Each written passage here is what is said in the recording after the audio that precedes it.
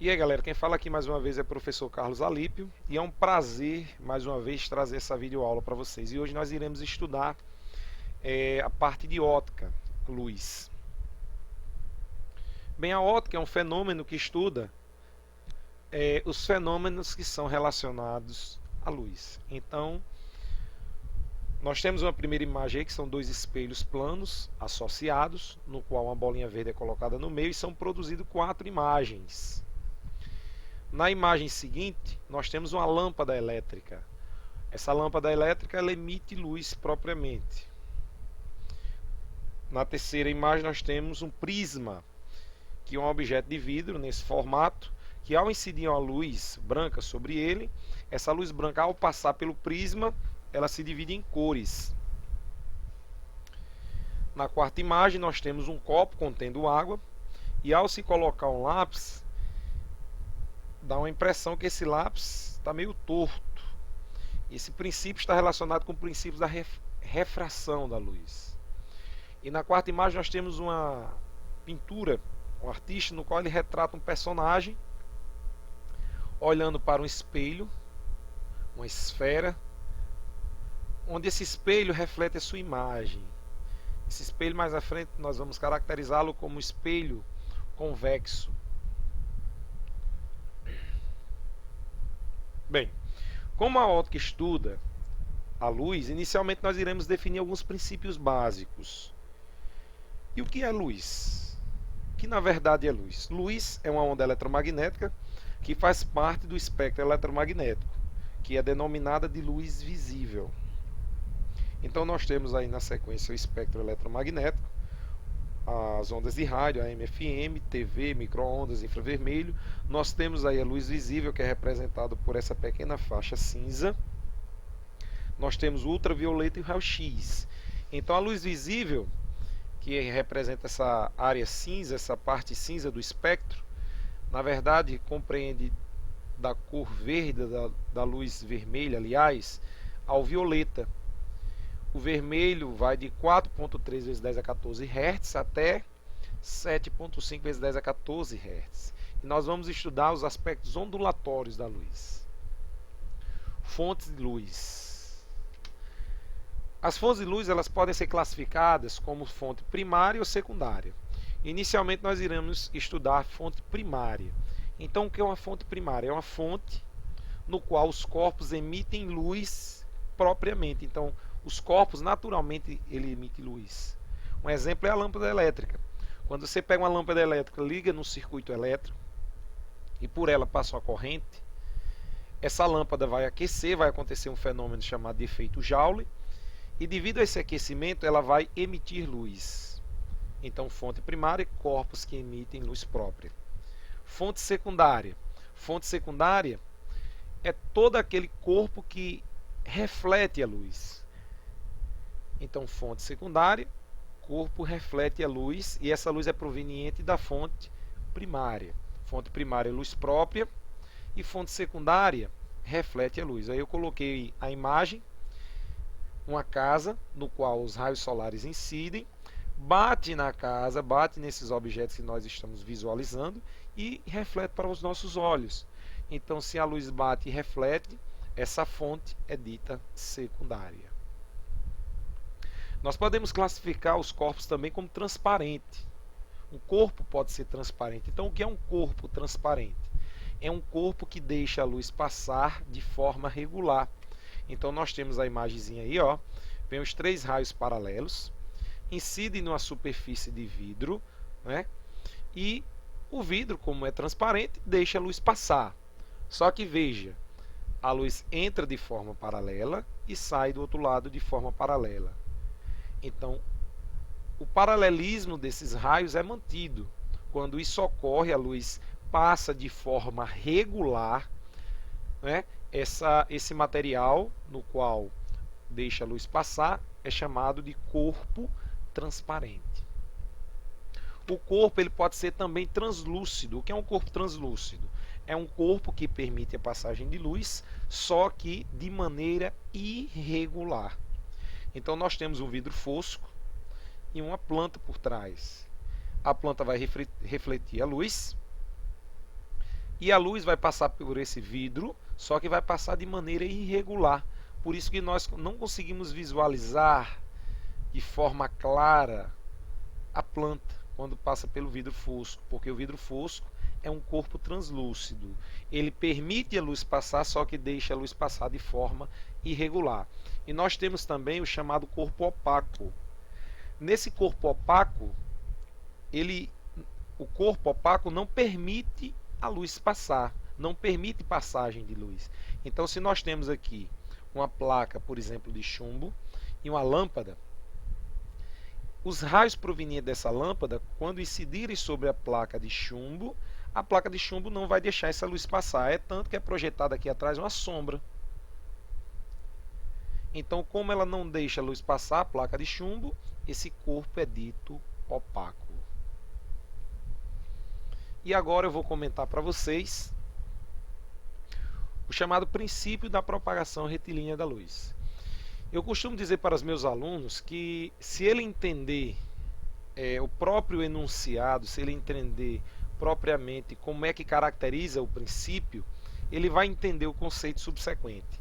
Então veja, princípio da propagação retilínea da luz. Então a luz vai se propagar em linha reta, por isso o nome, princípio da propagação retilínea da luz. Então a luz em meios homogêneos desloca-se sempre em linha reta. Então nós temos uma imagem em uma fonte, nós temos um corpo opaco que não vai permitir a luz passar, e nós temos a luz que está passando aí tangente a esse corpo opaco, ela passa em linha reta, ela passa sem sofrer nenhum desvio, então ela vai se deslocar sempre em linha reta, projetando no anteparo uma região de sombra. E agora vou comentar um pouquinho para vocês o eclipse lunar. O que é o eclipse lunar? O eclipse lunar é quando a Terra se localiza entre o Sol e a Lua, de maneira alinhada, podemos dizer assim, e a Lua se localiza exatamente dentro do cone de sombra da Terra, ou seja, a Lua está dentro da sombra da Terra, está na região de sombra da Terra. Então a Lua vai ficar completamente escura, porque ela está dentro de uma região de sombra, ou seja, que não chega luz. E quando ocorre essa configuração, Terra entre o Sol e a Lua de maneira alinhada, esse eclipse é chamado de eclipse lunar.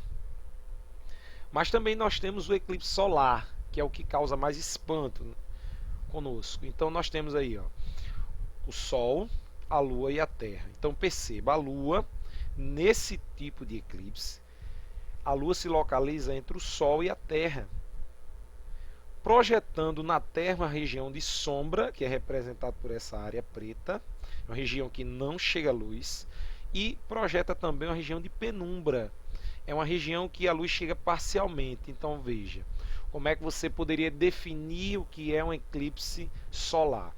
Um eclipse solar é quando a Lua se localiza entre o Sol e a Terra, impedindo que a luz do Sol chegue a determinadas regiões da Terra. Quando o eclipse, a região da Terra, não chega a luz, esse eclipse é chamado eclipse solar total, ou seja, a região de sombra, região em que a luz não chega. Se você estiver na Terra numa região de penumbra durante o eclipse, esse eclipse é chamado de eclipse solar parcial. E nós vamos na sequência estudar também os fenômenos que estão relacionados com a luz. O primeiro fenômeno é o tal da reflexão da luz. Então a luz bate, entre aspas, e volta ao meio de propagação original. Então toda vez que a luz bate numa superfície e volta, esse fenômeno é caracterizado de reflexão da luz. Então nós temos o Sol, uma placa aí, um espelho, por exemplo. A luz do Sol se propaga, bate nesse espelho e faz o que? Volta. Bateu, voltou, reflexão. Agora a reflexão, ela pode ser de duas formas. Ela pode ser regular e pode ser difusa ou irregular. Então os raios que vêm paralelos, né, o caso aqui regular, os raios vêm paralelos, incidem nessa superfície, por exemplo, um espelho, batem nessa superfície e volta paralelo. Perceba, os raios que vieram paralelos mantiveram o seu paralelismo depois da reflexão. Então essa reflexão é regular. E o outro tipo de reflexão é se você, por exemplo, tiver uma superfície bastante áspera, bastante irregular. Então essa superfície vai refletir a luz, porque a luz vai bater e voltar. Só que perceba, os raios que vêm paralelos, eles são refletidos de forma já não mais paralela. Então o paralelismo não se mantém. Então essa reflexão é chamada de reflexão difusa. O outro processo que está relacionado com a luz é chamado de refração. A luz, ao incidir sobre uma superfície, ela passa de um meio para outro. Então perceba, o que é a refração? É quando a luz passa de um meio e vai para outro. O exemplo disso, nós temos aí na primeira imagem, temos o copo aqui, ó, sem água, então a luz se propaga em linha reta, ó. Só que aqui é ar e aqui também dentro do copo é ar. Então não passou de um meio para o outro, então não aconteceu refração da luz. Agora no outro exemplo, o da direita, nós temos um raio aqui, ele passa, a luz vai sair desse objeto, uma moeda aqui no fundo do copo, ela vai sair da água para o ar. Então veja, saiu de um meio para outro, saiu do ar para a água. Então se a luz saiu de um meio para outro, aconteceu refração da luz. Onde é que nós encontramos também, professor, a refração? No arco-íris. A luz do Sol incide, o Sol emite raios solares, e esses raios solares, eles entram nas gotículas de água, ele passa do ar para a água, refração, como eu defini, eles batem nessas gotículas de água, veja que dentro da gota há um processo de reflexão, bateu e voltou, e mais uma vez a luz saiu da água para o ar. Então nós temos três processos, três momentos aí que ocorrem fenômenos relacionados com a luz. Quando a luz entra na gota, sai do ar para a água, a refração. Quando a luz bate nessa superfície lateral da gota e volta, reflexão. E quando a luz, as cores, né, se divide em cores, ela sai da água para o ar de novo, refração, né? E esse fenômeno, esse processo, proporciona boa sorte na prova e fé em Deus.